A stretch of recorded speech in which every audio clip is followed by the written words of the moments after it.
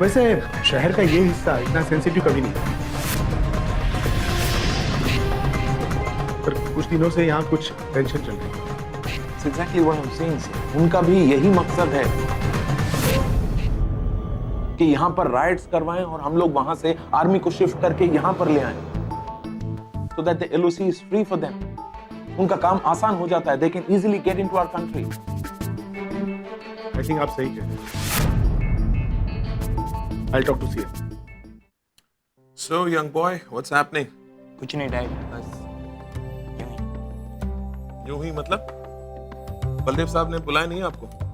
नहीं, ऐसा तो कुछ नहीं कहा हूँ मतलब? डैड।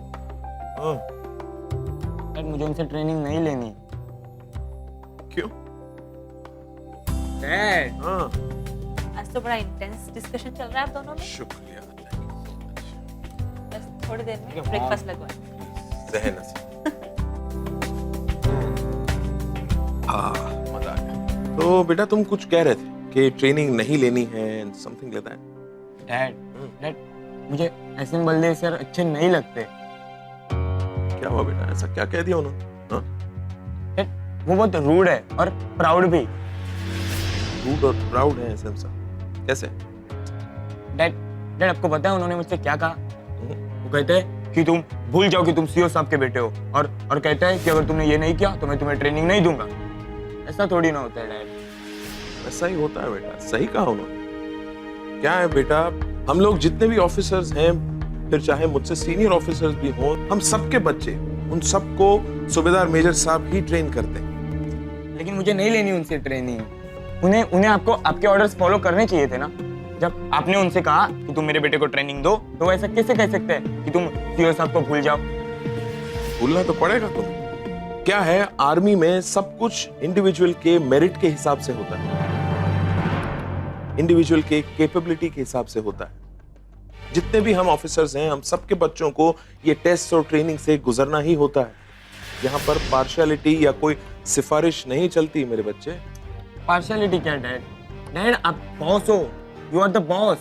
जानते हो बेटा, जो तुम अपने पापा को बॉस कहकर बता रहे हो, माना मैं बॉस हूं, I am the commanding officer of the पल्टन, लेकिन मैं ही नहीं, हम जितने ऑफिसर्स हैं, मुझसे सीनियर ऑफिसर्स भी, सब लोग जेसीओस को साहब कहकर बुलाते हैं. लेकिन क्यों? क्योंकि जितने जवान हैं वो इस पल्टन की रीढ़ की हड्डी की तरह हैं और उनके लिए सूबेदार मेजर साहब के ऑर्डर्स भगवान के ऑर्डर्स के बराबर हैं. वो उनको भगवान मानते हैं. तो अगर हम लोग जेसीओस की इज्जत नहीं करेंगे तो जवान भी इज्जत नहीं करेंगे. एंड जेन्युइनली हम लोग जेसीओस के काम की बहुत इज्जत करते हैं. लेक्चर अभी बहुत हो गए, चलो ब्रेकफास्ट करते हैं। नहीं श्वेता, एक्चुअली लेक्चर नहीं, मैं समझाने की कोशिश कर रहा था उसे. हाँ, कम से क्या है, अगर राहुल वाकई आर्मी ज्वाइन करना चाहता है तो उसे आर्मी के तौर तरीके तो समझने ही होंगे. बेटा, अगर तुम वाकई एनडीए में सिलेक्ट हो जाते हो तो यही जेसीओस तुम्हें वहां पर प्रैक्टिकल ट्रेनिंग देंगे, जैसे एसएम बलदेव सर देते हैं. बिल्कुल.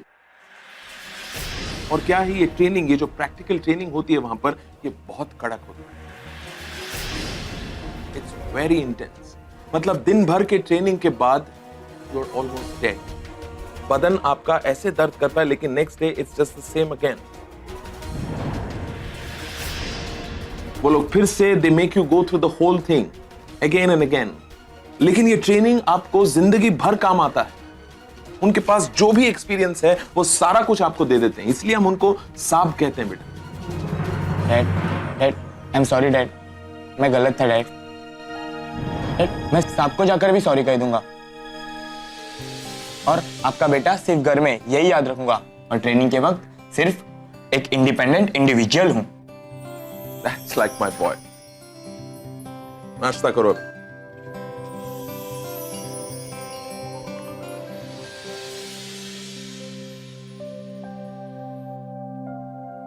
वीकी, तुम आजकल अभी टेंशन में क्यों दिख रहा है? कोई नया लड़की आया क्या तेरे लाइफ में? नहीं तो ऐसा कुछ नहीं है. वो दिशा के मामा आए. दिशा का मामा? वो अब क्यों आया? दिशा का तो एंगेजमेंट हो चुका है, व्हाट इज यूज नाउ? ये तो उनसे बात करके पता चलेगा कि क्यों आए। बस उनका फोन आया था, कह रहे थे कि मिलना चाहता हूँ। ओह गॉड, ये प्यार का चक्कर बहुत बेकार।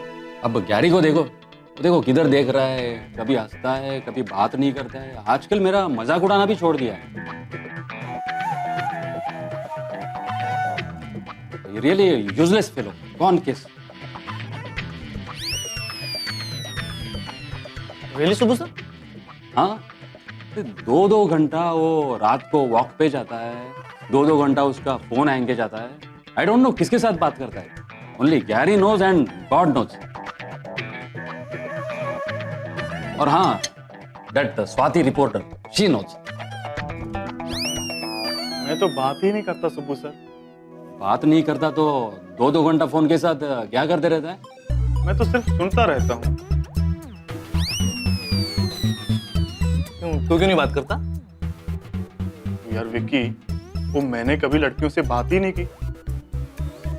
मुझे क्या पता कैसे बात करते हैं यार। अरे तुम वीकी से ट्रेनिंग लेना, वो तुमको बताएगा how to talk to girls.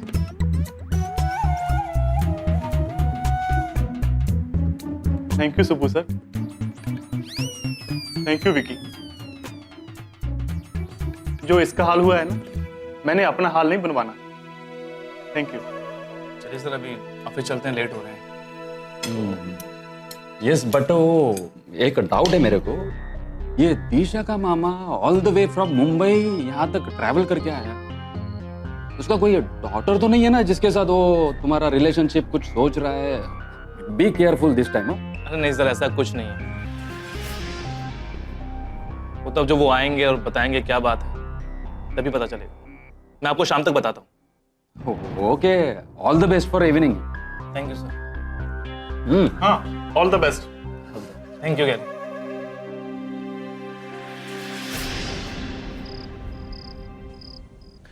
आइए अंकल।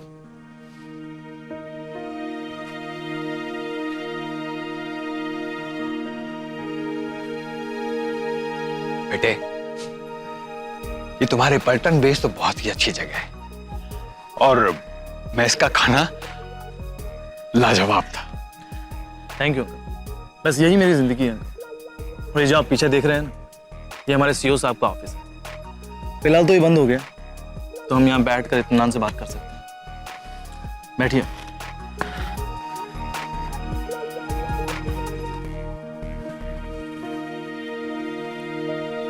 देखो बेटा, दिशा की एंगेजमेंट हो चुकी है, लेकिन वो आज भी तुमसे उतना ही प्यार करती है जितना पहले करती थी। अंकल, अब इन बातों का कोई फायदा नहीं। मैंने बड़ी मुश्किलों से अपने आप को संभाला है। मेरी बात तो सुनो विक्की। नहीं अंकल, मैं आपकी बात सुनूंगा, मगर इस मामले में नहीं। मैं फौज के बिना जी नहीं सकता। और दिशा के डैड चाहते हैं कि मैं फौज छोड़, जो कि पॉसिबल ही नहीं। और दिशा अपनी डैड की मर्जी के खिलाफ कुछ कर ही नहीं सकती। लेकिन मैं तुम्हें समझता हूं, मैं तुम दोनों को समझता हूं। और रही बात धीरेन भाई की, उनको तो मैं बहुत अच्छी तरह से जानता हूं। विकी, अगर तुम फौज छोड़ भी दोगे ना, तो भी वो तुम्हारी शादी नहीं होने देंगे, क्योंकि रुपया पैसा ही उनके लिए सब कुछ है। तो फिर इस बात पे क्या बात करना है? मैं तुमसे एक रिक्वेस्ट करने आया हूं। तुम धीरज रखना, मैं तुम दोनों को एक करके ही रहूंगा। अंकल, आप खामखा उम्मीद दे रहे हैं। मैं अब इस बारे में सोचता नहीं। लेकिन तुम शायद नहीं जानते, आज से 30 साल पहले मैंने लव मैरिज की थी, वो भी अपनी पसंद के लड़के के साथ, वो भी घर वालों के खिलाफ जाकर। मैं अच्छी तरह से समझ सकता हूं कि तुम पर और दिशा पर अब क्या गुजर रही है। मैं तुमसे यही कहना चाहता हूं कि तुम हौसला रखो, मैं तुम्हारे साथ हूं, मैं तुम दोनों को एक करके ही रहूंगा। अंकल, मुझे कुछ नहीं समझ में आ रहा कि मैं क्या करूं। विकी, मैं यहां से घर पहुंचते ही जैसे ही मौका मिलता है मैं दिशा से तुम्हारी बात करवा दूंगा, सब कुछ सेट कर दूंगा। लेकिन जब मैं बुलाऊं तब आना जरूर। ठीक है अंकल, मैं आपके फोन का इंतजार करूंगा। चलो मैं निकलता हूं, मुझे जल्द से जल्द घर पहुंचना पड़ेगा, क्योंकि धीरेन भाई को मैं अच्छी तरह से जानता हूं, वो कुछ भी कर सकते हैं।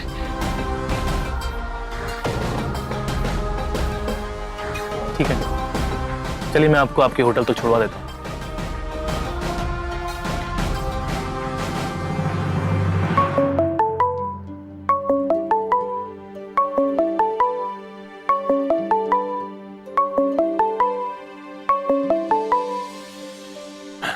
Hello hello Gary, I am sorry, बहुत देर से फोन कर रही हूँ, नाराज तो नहीं हो ना? नाना जी, मैं कैसे नाराज हो सकता हूँ जी? लोग बेशक मेरे से नाराज हो जाए जी, लेकिन मैं किसी से आज तक नाराज हुआ ही नहीं जी, टेंशन ना लीजिए।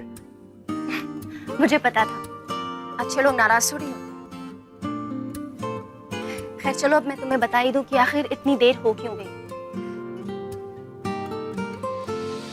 यार वो एक न्यूज़ कवर कर रही थी, लेकिन बाद में पता चला कि वो इन्फ्लुएंशियल आदमी का बेटा निकल गया। बस इस चक्कर में बॉस ने बोला कि स्टोरी कैंसिल करनी पड़ेगी, story is not happening.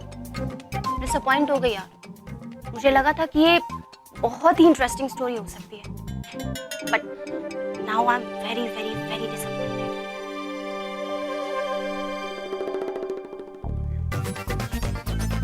Hello hello, हाँ जी, लाइन पे ही बना हूँ, बोलिए बोलिए बोलिए, कंटिन्यू कंटिन्यू। गैरी, क्या आप खैर ये सब छोड़ो, ये बताओ कि डिसाइड क्या किया तुमने? फैसला? कौन सा फैसला जी? क्या? अरे मतलब हमारे और तुम्हारे I mean, शादी के बारे में, साथ जिंदगी बिताने के बारे में। एक साथ से जिंदगी बिताने का?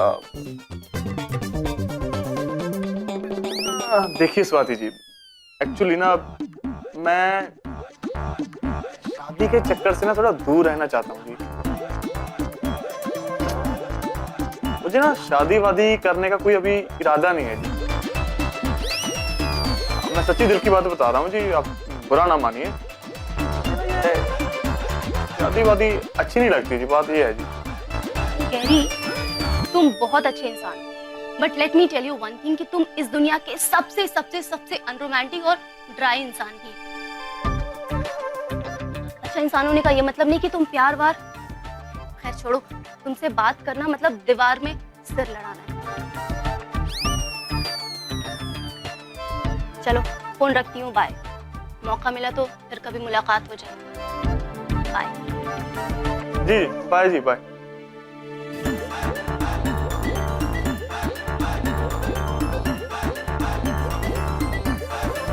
ठीक नहीं हूं मैं, ट्राई हूं। छोड़ यार साहब, ठीक है, यस सर। आप दोनों को बहुत सतर्क रहना। मैंने आप दोनों को इस मिशन के लिए चुना है, और याद रहे किसी तीसरे आदमी को इस मिशन के बारे में खबर नहीं पड़नी चाहिए। हमें खबर मिली है कि आज रात को करीबन 20 मिलिटेंट्स एलओसी को पार करके हमारी टेरिटरी में घुसने वाले हैं, और वो लोग हमारा सबसे जो मुश्किल पोस्ट है, जिसका नाम हमने दिया है checkered, is that clear? It is checkered. Yes sir. उस रास्ते का इस्तेमाल करने वाले हैं। सर जहां तक मुझे पता है चेकर्ड बहुत चढ़ाई वाला रास्ता है सर, और checkered is the darkest point. हाँ सर, वहां से चढ़कर इस पार आना बहुत मुश्किल है सर। वहां से चढ़ने के लिए उनको रेंग कर आना हो। यही उनका प्लान है सुबह, और मैंने सुना है वो लोग अपना प्लान मिडनाइट, रात को एग्जीक्यूट करेंगे, ताकि वो लोग आसानी से गांव के लोगों के बीच में घुल मिल जाए। सर मुझे नहीं लगता वो इतना रिस्क लेंगे, क्योंकि सर चेकर्ड बहुत चढ़ाई वाला रास्ता है, और अगर वहां से फिसले तो सीधे वैली में जाकर गिरेंगे और वहां से तो हड्डियां भी नहीं मिलती हैं। कैप्टन, वो बिल्कुल वहीं से इस पार आने की कोशिश करेंगे और सारे स्पॉट वो ट्राई कर चुके हैं। और हमारी पेट्रोलिंग ने भी कुछ दिन पहले उन्हें यह बता दिया है कि इस तरफ आना इतना आसान है। सर, वो मुश्किल से मुश्किल रास्ते से चढ़कर इस तरफ आने की कोशिश करेंगे। और एक और बात, वो लोग जानते हैं कि हमने इस पॉइंट पर कुछ जवान तैनात करके रखे हैं। Know it very well. Sir you don't worry, इस बार हम उन्हें वापस नहीं जाने देंगे। इस बार मैं कोई चांस नहीं ले सकता। सिर्फ आप दोनों को इस मिशन के बारे में मालूम। पिछली बार याद है क्या हुआ? कुछ इंफॉर्मेशन बाहर लीक हो गई थी और मेजर पार्थो उसका इन्वेस्टिगेशन अभी तक कर रहा है। This time no mistakes gentleman. Yes sir. मेरे पीएस सेल्वम को भी इस मिशन के बारे में कोई खबर नहीं। आप लोग भी एक सेलेक्ट ग्रुप ऑफ जवानों को अपने साथ लेकर चलेंगे और उन जवानों को ऐन वक्त तक यानी कि लास्ट मोमेंट तक ब्रीफिंग नहीं दी जाएगी। आप बेफिक्र रहिए सर। ये वो फाइल है, इसमें सारी डिटेल्स हैं। इसे पढ़िए ध्यान से और अपना प्लान ऑफ एक्शन बनाइए। Okay sir. That's all for now. Thank you. जय हिंद। सेल्वम, शर्मा को भेज सकते प्लीज। Thank you.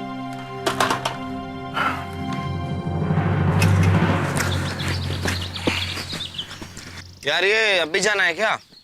साहब तो कहीं दिख नहीं रहे। लगता है टाइम है यार, चाय वाय हो जाए थोड़ा। हाँ यार, चलो चलो चलो।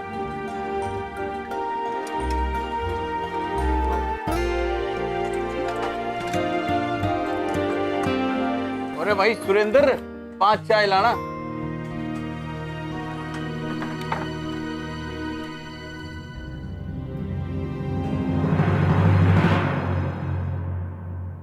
यार मैं निर्मल को देखने गया, उसकी हालत ठीक है। मालूम है,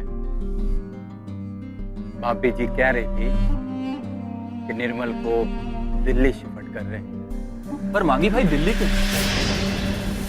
वही निर्मल की हालत कुछ ज्यादा तो नहीं खराब होगी? अरे दीवान मियाँ, कभी तो अच्छा सोच लो। खुदा खैर करे। देखना निर्मल जल्दी दुरुस्त हो। हाँ भाई दीवान, कहा है निर्मलवा को दिल्ली खातिर शिफ्ट कर रहे हैं ताकि हुआ पड़ी उसका अच्छा देखभाल हो सके। मुझे अरे चिंता का कोनो बात नहीं है। मत देखना, बहुत जल्दी वो हम लोग का पलटा ज्वाइन कर लेगा। हाँ हाँ राम, सही बोल। निर्मल जल्दी ही ठीक हो जाएगा। चाय नहीं आई यार अभी। आ जाएगा। जय हिंद साहब। जय हिंद साहब। तुम पांचों यहाँ क्या कर रहे हो? तुम पांचों को मैंने बोला ट्रक पर जाके बैठने को, और तुम 5 इधर जाके बैठे। 15 जवान जाके ट्रक पर बैठ चुके हैं और तुम 5 यहाँ आके बैठे। क्यों? साहब वो कोई बकवास। तुम पांचों अभी के अभी इसी वक्त जाके ट्रक पर बैठो। जय हिंद साहब। जी साहब।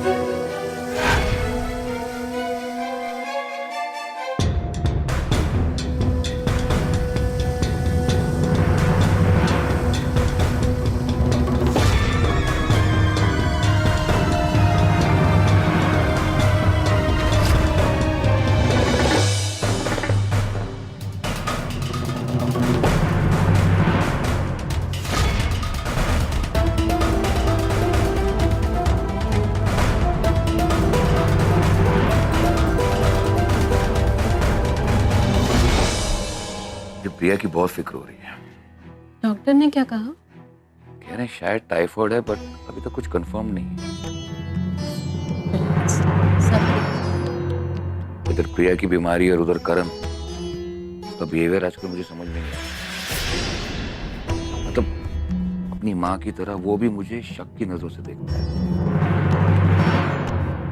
सीधे मुंह बात नहीं करता, उल्टा जवाब देता। बदतमीजियां क्यों सहते हो? एक थप्पड़ खाएगा सारी अकल ठिकाने आ जाएगी।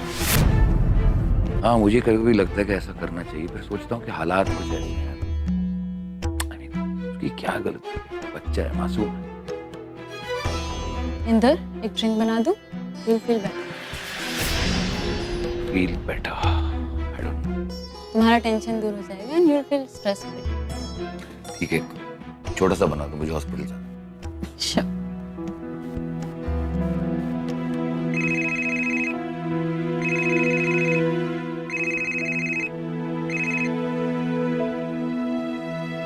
वीरेंद्र, बोलो, इतनी रात फोन किया? सर कहाँ हैं आप? आपको इस ऑपरेशन में रखा नहीं गया क्या? ऑपरेशन? कौन सा ऑपरेशन? क्या बात करो? मतलब आपको इस ऑपरेशन के बारे में पता ही नहीं है? वीरेंद्र, खुल के बात करो। बात क्या है? Sir, I am sorry sir, लेकिन ऐसा कैसे हो सकता है कि सेकंड इन कमांड को लूट के बाहर रखा गया? हमें सेकंड इन कमांड को ऑपरेशन के बारे में पता ही नहीं है। कैसे संभव हो सकता है सर? क्या? क्या भाई? हेलो वीरेंद्र।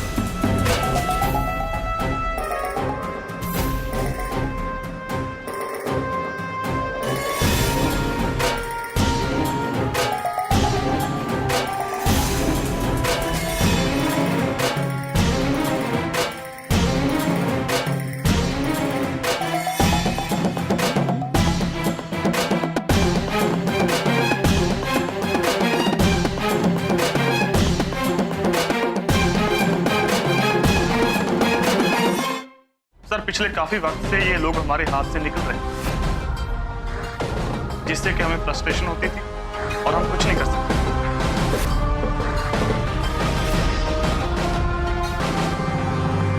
सर, इस बार ये लोग कोई भी प्लानिंग कर लें, हम अपने देश का नुकसान नहीं होने देंगे। नॉट टू वरी गैरी, क्योंकि अब बाजी हमारे हाथ में है। बलदेव साहब, आप मेजर गोपाल को रिपोर्ट करेंगे और उन 4 इंट्रूडर्स का इंट्रोगेशन शुरू करेंगे।